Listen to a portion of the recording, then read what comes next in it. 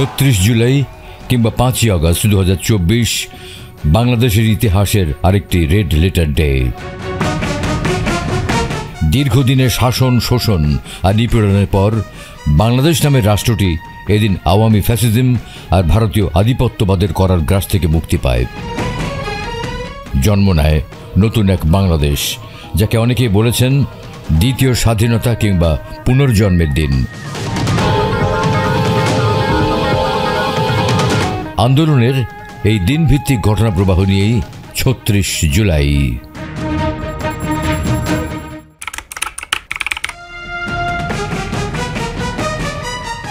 কোটা সংস্কার আন্দোলনে অংশ নেওয়া শিক্ষার্থীদের ওপর ক্ষমতাসীন স্বৈরাচারের ছাত্র সংগঠন ছাত্রলীগ প্রথম দিকে রেখে ঢেকে হুমকি ধামকি দিলেও ১১ জুলাই থেকে তা বেপরোয়া রূপ নেয়।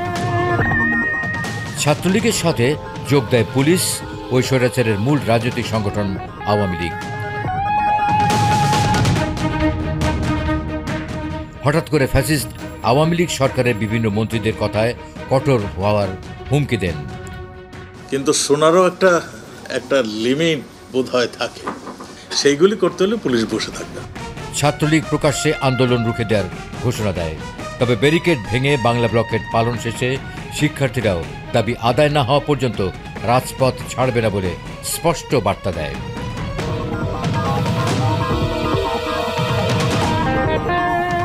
এদিন প্রথমবারের মতো সহিংসতার খবর আসে কুমিল্লা, চট্টগ্রাম ও রাজশাহী থেকে। বৈষম্য বিরোধী ছাত্র আন্দোলনে অংশ নেওয়া কুমিল্লা বিশ্ববিদ্যালয়ের শিক্ষার্থীদের উপর হামলা করে পুলিশ ও আওয়ামী লীগ ও সন্ত্রাসী সংগঠন ছাত্রলীগের নেতাকর্মীরা। কুমিল্লায় সংঘাতে আহত হন সাংবাদিক সহ অন্তত ২০ জন। আমি যখন কুমিল্লায় ছিলাম, সেখানে ১১ জুলাই আমরা মূলত ঘুরতে যাই কুমিল্লা ইউনিভার্সিটিতে, ময়নামতি ইয়াতে। তখন হচ্ছে যে কুমিল্লা ইউনিভার্সিটি পোলাপান মাইকিং করতেছিল যে প্রতিনিয়ত ধারাবাহিকভাবে তারা যে প্রোগ্রাম করে কোটা সংস্কারের দাবিতে, বিভিন্ন দাবি দাওয়াতে মাইকিং করে তারা হচ্ছে সংগঠিতভাবে যখন মিছিলটা নিয়ে কুমিল্লা ইউনিভার্সিটি ক্যাম্পাস থেকে বের হওয়ার কিছু দূর আগানোর পরেই হচ্ছে যে পুলিশ অতর্কিতভাবে সেখানে হামলা চালায় এবং সেই হামলায় ছাত্রলীগ শেষ অবধি যুক্ত হয়। আমরা যখন হচ্ছে ইউনিভার্সিটি স্টুডেন্টের ফেসবুক লাইভ এবং সোশ্যাল মিডিয়ায় যখন খবরটা পাই, তখন গিয়ে দেখি যে তারা হচ্ছে এই হামলার পরে পুনরায় আবার সংগঠিত হয়ে ইউনিভার্সিটি ক্যাম্পাসে যত পোলাপান ছিল সবাই রাস্তায় নেমে আসে এবং তারা হচ্ছে ঢাকা চট্টগ্রাম যে মহাসড়ক অবরোধের দিকে যায় এবং সেই মিছিলে আমি যুক্ত হই এবং ওখানে ঢাকা চট্টগ্রাম মহাসড়ক অবরোধ করার পর তারা হচ্ছে পুলিশের মধ্যে ধাওয়া হয় এবং ওই হামলায় সাংবাদিক সহ সাধারণ শিক্ষার্থী অনেকেই মারাত্মকভাবে আহত হন। যে কারণে এই বিষয়টা আসলে প্যাথেটিক লাগে, সেই জায়গা থেকেই ওই আন্দোলনে কুমিল্লায় ওখানে যুক্ত হওয়া। ঢাকার আগারগাঁওয়ে শেরেবাংলা কৃষি বিশ্ববিদ্যালয়ের শিক্ষার্থীদের উপর হামলা করে পুলিশ। এতে অন্তত ১০ শিক্ষার্থী আহত হন। চট্টগ্রামের শিক্ষার্থীদের উপর লাঠিপেটা করে পুলিশ। ১১ জুলাই আমরা প্রথম আমাদেরকে ব্যারিকেড দেয় স্টেশনে। পুলিশের ব্যারিকেড ভেঙে আমরা মুভ করা শুরু করি টাইগার পাসের দিকে। তো আমরা ওনাদেরকে বলেছিলাম আমরা কোনো ব্লক করব না, কিন্তু আমরা রাজপথে নামবো, আমরা মিছিল করব প্রয়োজনে। টাইগার পাস মোড়ে গিয়ে আবার ব্লক করে। তো ওই দিন পুলিশের থেকে স্টুডেন্টদের সংখ্যাটা কম ছিল, পুলিশেই মনে হচ্ছিল ৪-৫০০, সেখানে স্টুডেন্ট ছিল সর্বোচ্চ ২৫০ থেকে ৩০০। আমরা যখন এই অবরোধ ভাঙতে গেলাম তখন পুলিশ আমাদের উপর হামলা করে, পুলিশ আমাদেরকে শিক্ষার্থীদের উপর লাঠি চার্জ করে। তো আমরা যে যার মতো পারি সামনে মুভ করি। অনেকেই ওই দিন আহত হয়েছে, অনেক বোনেরা আহত হয়েছে, বিশেষ করে সামনে যেই বোনগুলো ছিল সবাইকে বেধড়ক পিটিয়েছে পুলিশ। ১১ জুলাই যখন আমরা টাইগার পাসে একটা মিছিল নিয়ে যাচ্ছিলাম, তখন টাইগার পাসে পুলিশ ব্যারিকেড দিয়েছে, আমাদেরকে সেখানে যেতে দিচ্ছে না।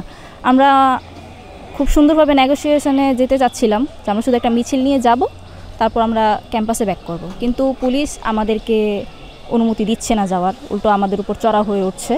তখন আমরা সিদ্ধান্ত নিই যে আমরা ব্যারিকেড ভাঙব।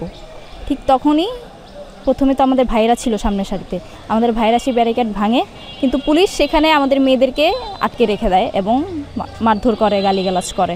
আমরা হচ্ছে ৫০-৬০ জন ছেলে হচ্ছে ব্যারিকেড ভেঙে সামনের দিকে দৌড়াইতে মিছিল নিয়ে যাচ্ছিলাম। পুলিশ লাঠিচার্জ করতেছিল, সবাই দৌড়াদৌড়ি করছে আর কি। যে যেভাবে পারে চলে যাচ্ছে। তো সবাই যখন দৌড়াচ্ছে আমি ডাকতেছিলাম যে ভাই দাঁড়ান, কী করবে, সর্বোচ্চ মেরে ফেলবে আমাদেরকে, কিন্তু আমরা রাজপথ ছাড়িয়ে যাব না।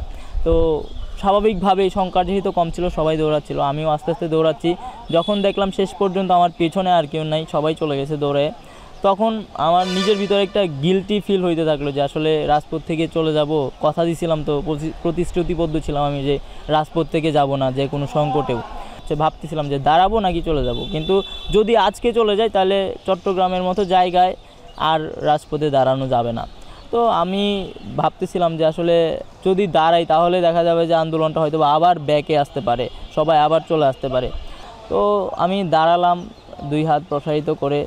তখন দেখি যে আমার আশেপাশে কেউ নেই, শুধু সাংবাদিকটা ছিল সামনে, আর পুলিশ আসতেছে, মানে মুভ করতেছে আমাদের দিকে। তো আমি 2 হাত প্রসারিত করে দাঁড়ালাম, দাঁড়িয়ে আম্মু আব্বুর কথা মনে পড়তেছে, আর মানে ইন্নালিল্লাহি পড়তেছে। আমি ভাবছি যে আমাকে শ্যুট করবে, তো দেখি যে কেউ একজন এসে আমাকে ধাক্কাচ্ছে, আমিও পাল্টা ধাক্কাচ্ছি। তো আমরা প্রায় 3-4 কিলোমিটার রাস্তা দৌড়ায় আসছিলাম, আসলে শরীরে ওরকম কোনো এনার্জিও ছিল না। তো তখন পাল্টা ধাক্কাতে আমি মাটিতে রাস্তায় পড়ে যাই। যখন আমি রাস্তায় পড়ে যাই তখন আবার আমাদের আশেপাশে যারা ছিল দৌড়ায় এদিকে ওদিকে লোকায় ছিল, তখন সবাই আবার ব্যাকে চলে আসে। অ্যান্ড 30 মিনিটের মধ্যে যেখানে 80 জনও ছিল না, সেখানে প্রায় 2 থেকে 3 হাজার স্টুডেন্ট হয়ে যায়।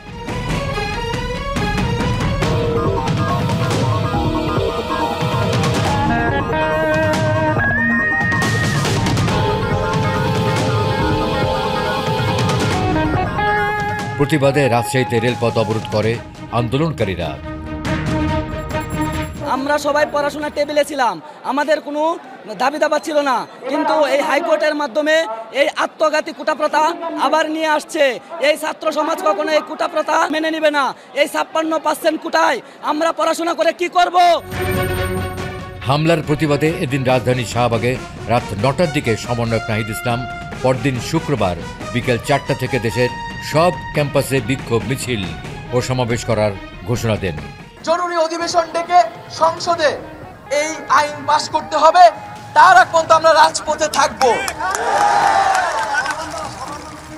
এই এক দফা দাবি সহ সারা দেশে যে হামলা করা হয়েছে, বাধা দেওয়া হয়েছে এবং যারা বাধা দিয়েছে তাদের বিচারের দাবিতে আগামীকাল বিকাল 4টায় সারা দেশের সকল ক্যাম্পাসে বিক্ষোভ মিছিল ও সমাবেশ অনুষ্ঠিত হবে। এর আগে বৃষ্টির কারণে নির্ধারিত সময়ের প্রায় 2 ঘন্টা পর বিকেল 5টার দিকে মিছিল নিয়ে শাহবাগে আসেন কোটা সংস্কারের দাবিতে আন্দোলনরত শিক্ষার্থীরা। আন্দোলন ঠেকাতে শাহবাগ মোড়ে পুলিশের দেয়া ব্যারিকেড ভেঙে শিক্ষার্থীরা হোটেল ইন্টারকন্টিনেন্টাল মোড় পর্যন্ত অবস্থান নেয়। চলতে থাকে বাংলা ব্লকেট কর্মসূচি। এর মধ্য দিয়ে আসলে শিক্ষার্থীদের যে ভয় ছিল, এই ভয়টা আস্তে আস্তে ভাঙা শুরু হয়েছিল। ফ্যাসিবাদ টিকে থাকে আসলে ভয়ের উপর দিয়ে, মানুষের ভিতরে একটা ভয় তৈরি করে দেয় সে। যখন শিক্ষার্থীরা আসলে ব্যারিকেড ভাঙা শুরু করেছে, আপনারা দেখবেন যে শাহবাগের ব্যারিকেড, পুলিশের ব্যারিকেড ভেঙে শিক্ষার্থীরা দৌড়ে এসে শাহবাগ নিয়ন্ত্রণ নিচ্ছে। তারপরে তারা কারওয়ান বাজার, ফার্মগেট পর্যন্ত তারা ব্লকেট কর্মসূচির সময় কিন্তু ব্যারিকেড ভেঙে ভেঙে এগিয়ে গিয়েছে। হলগুলোতে বাধা দেওয়া হয়েছিল, শিক্ষার্থীরা হলের গেট ভেঙে বের হয়ে এসেছে। তো এই যে প্রতিটা দিন আসলে আস্তে আস্তে করে শিক্ষার্থীদের ভয় ভেঙেছে। শিক্ষার্থীরা যখন রাজপথে নামা শুরু করেছে, যৌক্তিক আন্দোলনে তারা যৌক্তিকভাবে কথা বলা শুরু করেছে। এদিকে বিকেলে রাজধানীর সায়েন্স ল্যাবরেটরি অবরোধ করে ঢাকা কলেজ ও ইডেন মহিলা কলেজের শিক্ষার্থীরা। এদিন ওবায়দুল কাদের, আনিসুল হক ও আসাদুজ্জামান খান কামাল এবং ফারহাদ আহমেদ আন্দোলন নিয়ে একাধিক স্থানে কথা বলেন। তাদের সুরে কথা বলেন ডিএমপির অতিরিক্ত কমিশনার খ মহিউদ্দিন। ডিএমপি মিডিয়া সেন্টারের সংবাদ সম্মেলনে তিনি এ সময় শিক্ষার্থীদের আন্দোলনে অংশ নেওয়া থেকে বিরত থাকার নির্দেশ দেন, অন্যথায় ব্যবস্থা নেওয়ার হুঁশিয়ারি দেন।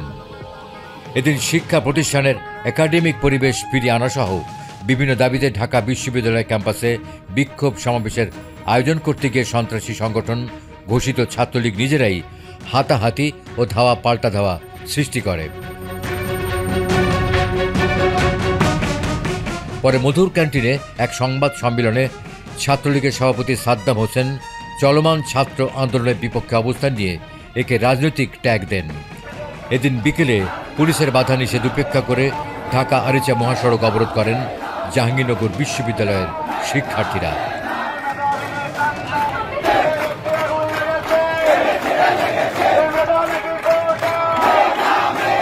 প্রথম দিকে যেহেতু আমরা দীর্ঘ সময় ঢাকা আরিচা মহাসড়কে আমরা অবস্থান নিতাম না, অর্থাৎ 20 মিনিট বা আধা ঘন্টা বা সর্বোচ্চ 1 ঘন্টা, এই জন্য তখন থেকে আমরা পুলিশ প্রশাসনের পক্ষ থেকে একটা বাধা আসতো, কিন্তু বাধাটা তেমন কঠোর ছিল না।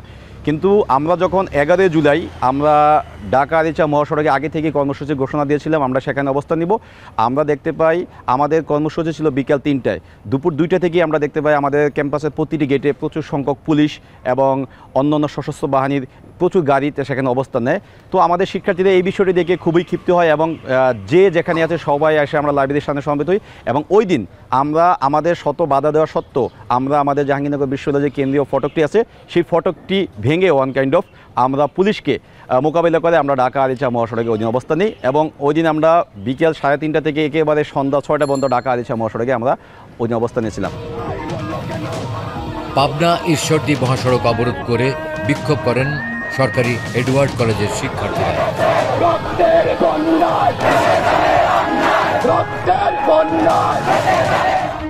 বৃষ্টিতে ভিজে খুলনা বিশ্ববিদ্যালয়ের শিক্ষার্থীরা নগরীর 0 পয়েন্ট অবরোধ করে রাখেন।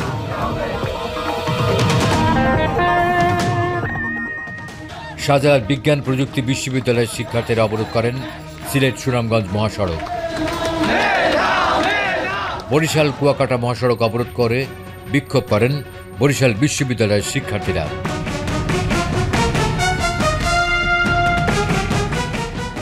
আমাদের আন্দোলনের মূল ক্ষেত্রটা ছিল এই জায়গায়, এখানে এসে আমরা এই কর্মসূচি বাস্তবায়নগুলো করতাম। এছাড়া আমরা ওখানে একটা গাছ আছে, এই গাছের ওই জায়গায় আমাদের স্লোগান থাকতো। একটা ব্যাপার বলার সেটা হচ্ছে যে আমাদের সহযোদ্ধা যারা থাকতো তারা হচ্ছে কেউ বৃষ্টিতে, যখন বৃষ্টি হতো তারপরেও আমরা রাস্তা থেকে উঠতাম না, কেউ দেখা যাচ্ছে সেই বৃষ্টিতে ভিজতে ভিজতে আবার যখন রোদ উঠতো আবার সেই রোদে শুকাইতো, এরকম একটা অবস্থা। এভাবেই আসলে তারা এই রাস্তার ভিতরে অবস্থান করতো।